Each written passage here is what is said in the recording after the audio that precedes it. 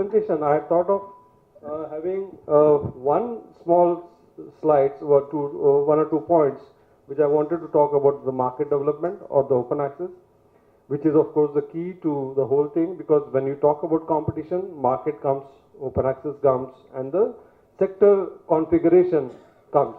And these things have been handled very well. And the second major thing which we are changing is the renewable energy. So sustainability is one agenda which we are trying to cover.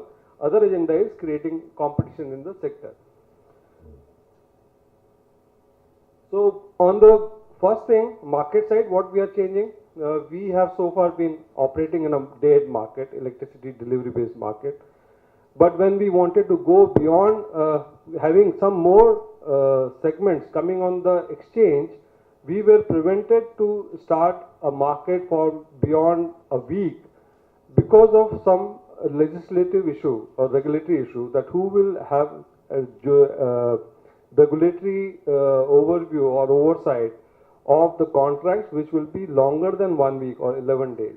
So they were coming under the FMC purview. So there was a change we were anticipating, whether it should be decided or it should be defined clearly somewhere in the act or somewhere in the legislation that who will regulate what.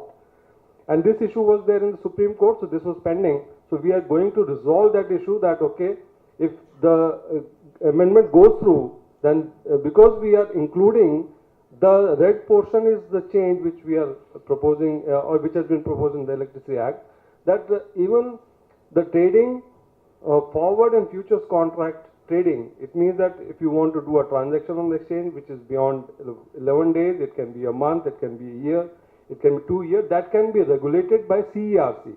That's one change which is we expect to happen. If it goes through, then definitely it will be good for the electricity sector, because today when you do a long-term contract, 25-year contract, you have a very high barriers to come out of the contract.